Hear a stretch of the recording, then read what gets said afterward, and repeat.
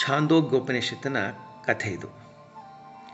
ಅಮ್ಮ, ನಾನು ವೇದವನ್ನು ಓದಬೇಕು, ನಾನು ವೇದಾಭ್ಯಾಸ ಮಾಡಬೇಕು, ನನ್ನನ್ನು ಗುರುಕುಲಕ್ಕೆ ಕಳುಹಿಸು ಎಂದು ಪುಟ್ಟ ಬಾಲಕ ತಾಯಿಯಲ್ಲಿ ವಿನಂತಿಸಿಕೊಳ್ಳುತ್ತಾನೆ. ಮಗನ ವೇದಾಧ್ಯಯನದ ಆಸೆ ಈಡೇರುವುದಿಲ್ಲ ಎಂದು ತಾಯಿಗೆ ಗೊತ್ತಿದೆ. ಆಕೆ ಮಗನಿಗೆ ಏನೇನೋ ಸಬೂಬು ಹೇಳುತ್ತಾಳೆ. ಮಗ ಪಟ್ಟು ಸಡಿಲಿಸುವುದಿಲ್ಲ. ಆತ ತಾಯಿಯನ್ನು ಮತ್ತೆ ಮತ್ತೆ ಒತ್ತಾಯಿಸುತ್ತಾನೆ. ಮಗನ ಒತ್ತಾಯಕ್ಕೆ ಮಣಿದ ತಾಯಿ ವೇದವನ್ನು ಓದುವುದು ಆತನ ಹಣೆ ಬರಹದಲ್ಲಿ ಬರೆದಿಲ್ಲವೆಂದು ಹೇಳುತ್ತಾಳೆ. ಮಗ ಒಪ್ಪುವುದಿಲ್ಲ. ಆತ ತನ್ನ ಹಣೆ ಬರಹವನ್ನು ಬದಲಾಯಿಸಿಕೊಳ್ಳುತ್ತೇನೆ ಎಂದು ಹೇಳುತ್ತಾನೆ. ಮಗನ ಹಠದ ಎದುರಿನಲ್ಲಿ ತಾಯಿಯ ಹಣೆ ಬರಹದ ಸಮಜಾಯಿಸಿ ನಡೆಯುವುದಿಲ್ಲ. ಮಗನ ಆಗ್ರಹದ ಎದುರಿನಲ್ಲಿ ವಿವಶಳಾದ ತಾಯಿ ಹೇಳುತ್ತಾಳೆ, ಮಗು, ನೀನು ಗುರುಕುಲದಲ್ಲಿ ಪ್ರವೇಶ ಪಡೆಯಬೇಕೆಂದರೆ ಗುರುಗಳು ನಿನ್ನ ಕುಲಗೋತ್ರಗಳನ್ನು ಕೇಳುತ್ತಾರೆ. ನಿನ್ನ ತಂದೆ ಯಾರೆಂದು ಕೇಳುತ್ತಾರೆ. ನಿನ್ನ ತಂದೆ ಯಾರೆಂದು ನನಗೆ ಗೊತ್ತಿಲ್ಲ ಎಂದು ಬಾಲಕ ತಾಯಿಗೆ ಹೇಳುತ್ತಾನೆ. ಅಮ್ಮ, ನೀನೇ ನನ್ನ ಕುಲ, ನೀನೇ ನನ್ನ ಗೋತ್ರ, ನೀನೇ ನನ್ನ ತಂದೆ, ನೀನೇ ನನ್ನ ತಾಯಿ ಎಂದು. ತಾಯಿ ಹೇಳುತ್ತಾಳೆ, ಕಂದ, ಅದು ನಿನಗೆ ಗೊತ್ತಿದೆ. ನಿನ್ನ ಗುರುಗಳಿಗೆ ಈ ನಿನ್ನ ಮಾತೃಭಾಷೆ ಅರ್ಥವಾಗುವುದಿಲ್ಲ. ಅವರು ನಿನ್ನ ತಂದೆಯ ಪರಿಚಯ ಪತ್ರವನ್ನು ಕೇಳುತ್ತಾರೆ ಎಂದು.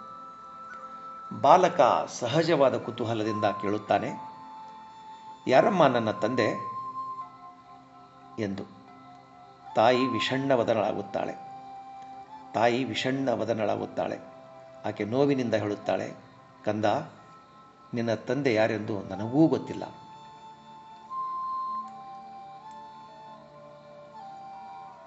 ಎಂದು. ಬಾಲಕ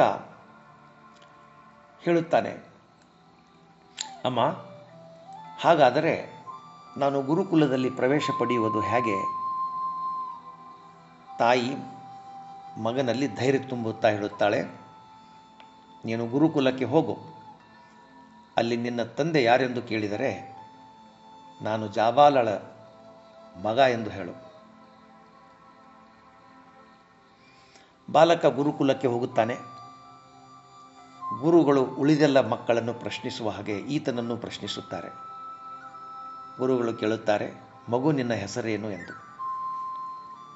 ಬಾಲಕ ಹೇಳುತ್ತಾನೆ, ನನ್ನ ಹೆಸರು ಸತ್ಯಕಾಮ. ಗುರುಗಳು ಕೇಳುತ್ತಾರೆ, ನಿನ್ನ ತಂದೆಯ ಹೆಸರೇನು? ಬಾಲಕ ಹೇಳುತ್ತಾನೆ, ನನ್ನ ತಾಯಿಯ ಹೆಸರು ಜಾಬಾಲ. ಗುರುಗಳು, ನಿನ್ನ ತಾಯಿಯ ಹೆಸರಲ್ಲ ಮಗು, ನಿನ್ನ ತಂದೆಯ ಹೆಸರು ಹೇಳು ಎಂದು ಕೇಳುತ್ತಾರೆ.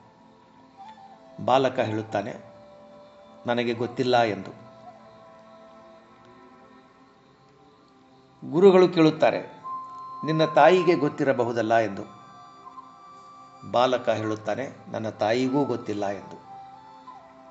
ಗುರುಗಳಿಗೆ ಅರ್ಥವಾಗುತ್ತದೆ ಇದು ಬೇನಾಮಿ ಮಗು ಎಂದು. ಅವರಿಗೆ ಹೆಚ್ಚಿನ ವಿವರಣೆ ಬೇಕೆನಿಸುವುದಿಲ್ಲ. ಗುರುಗಳು ಜ್ಞಾನಿಗಳು. ಅವರಿಗೆ ಲೌಕಿಕ ಅಲೌಕಿಕ ಎರಡೂ ಗೊತ್ತು. ಗುರುಗಳು ಒಂದು ಕ್ಷಣ ಯೋಚಿಸುತ್ತಾರೆ. ಬಾಲಕ ಸತ್ಯವನ್ನು ಹೇಳುತ್ತಿದ್ದಾನೆ. ಈತನ ತಾಯಿ ಕೂಡ ಮಗನಿಗೆ ಸತ್ಯವನ್ನೇ ಹೇಳಿದ್ದಾಳೆ. ಲೋಕದ ಬಾಯಿ ಮುಚ್ಚುವುದಕ್ಕೆ ಆಗುವುದಿಲ್ಲ. ಆದರೆ ಇವರು ಸತ್ಯದ ಬಾಯಿಯನ್ನು ಮುಚ್ಚಿಲ್ಲ. ಇರುವುದನ್ನು ಇದ್ದ ಹಾಗೆ ಹೇಳಿದ್ದಾರೆ. ಈ ರೀತಿ ಸತ್ಯವನ್ನು ಹೇಳಬೇಕೆಂದರೆ ಈತ ಬ್ರಾಹ್ಮಣ ಸಂತಾನವೇ ಆಗಿರಬೇಕು. ಸತ್ಯ ತನ್ನ ಪಕ್ಷದಲ್ಲಿ ಇಲ್ಲ, ಸತ್ಯ ತನ್ನ ಪರವಾಗಿಲ್ಲ. ಸತ್ಯವನ್ನು ಹೇಳುವುದರಿಂದ ತನಗೇನೂ ಗಿಟ್ಟುವುದಿಲ್ಲ ಎಂಬುವುದು ಖಡಾಖಂಡಿತವಾಗಿ ಗೊತ್ತಿದ್ದೂ ಸತ್ಯವನ್ನು ಹೇಳುವವರೇ ಬ್ರಾಹ್ಮಣರು. ಬ್ರಾಹ್ಮಣನಿಗೆ ಲೋಕಾಚಾರ, ಲಾಭಾಚಾರ, ಲೆಕ್ಕಾಚಾರ ಗೊತ್ತಿಲ್ಲ. ಬ್ರಾಹ್ಮಣ ಲೋಕದಂತೆ ಇರ್ಪ. ಸತ್ಯವನ್ನು ನುಡಿಯುವ ಧೈರ್ಯ ಮತ್ತು ಧಾರ್ಷ್ಟ್ಯ ಇರೋದು ಬ್ರಾಹ್ಮಣನಿಗೆ ಮಾತ್ರ. ಇಲ್ಲಿ ಬ್ರಾಹ್ಮಣ ಜಾತಿವಾಚಕದ ಪ್ರತಿನಿಧಿಯಲ್ಲ. ಇಲ್ಲಿ ಬ್ರಾಹ್ಮಣ ಜಾತಿವಾಚಕದ ಪ್ರತಿನಿಧಿಯಲ್ಲ. ಇಲ್ಲಿ ಬ್ರಾಹ್ಮಣ ಗುಣವಾಚಕದ ಪ್ರತಿನಿಧಿ. ಇಲ್ಲಿ ಬ್ರಾಹ್ಮಣ ಗುಣವಾಚಕದ ಪ್ರತಿನಿಧಿ. ಈ ಮಗು ಸತ್ಯವನ್ನೇ ಹೇಳುತ್ತಿದ್ದಾನೆ. ಈತ ಸತ್ಯ ಸಂತಾನ, ಈತ ಶಿಷ್ಟ ಸಂತಾನ. ಈತನ ಜನ್ಮದಾತನ ಕುರಿತು ಹೆಚ್ಚೇನೂ ಯೋಚಿಸುವುದು ಬೇಡ. ಬಾಲಕನಿಗೆ ತಂದೆಯ ಹೆಸರು ಗೊತ್ತಿಲ್ಲವೆಂದ ಮಾತ್ರಕ್ಕೆ ಈತನಿಗೆ ಗುರುಕುಲದಲ್ಲಿ ಪ್ರವೇಶಾವಕಾಶವನ್ನು ನಿಷೇಧಿಸುವುದು ಸರಿಯಲ್ಲ. ಲೋಕ ಏನಾದರೂ ಅಂದುಕೊಳ್ಳಲಿ, ಅದು ನನಗೆ ಮುಖ್ಯವಲ್ಲ. ಸದ್ಯ ನಾನೀಗ ನನ್ನ ಆತ್ಮಸಾಕ್ಷಿಗೆ ಅನುಗುಣವಾಗಿ ನಡೆದುಕೊಳ್ಳಬೇಕು ಎಂದು ಗುರುಗಳು ತೀರ್ಮಾನಿಸುತ್ತಾರೆ. ಗುರುಗಳು ಹೇಳುತ್ತಾರೆ, ಮಗು ಸತ್ಯಕಾಮ, ಜಾಬಾಲ, ನನ್ನ ಗುರುಕುಲದಲ್ಲಿ ಸೇರಿಸಿಕೊಳ್ಳಲು ನನ್ನ ಅನುಮತಿ ಇದೆ. ನಿನಗೆ ನಾನು ವೇದಾಭ್ಯಾಸ ಮಾಡಿಸುತ್ತೇನೆ ಎಂದು. ಬಾಲಕ ಅಮ್ಮ ಜಾಬಾಲಳಿಗೆ ವಿಷಯವನ್ನು ತಿಳಿಸಿ ಗುರುಕುಲವನ್ನು ಪ್ರವೇಶಿಸುತ್ತಾನೆ.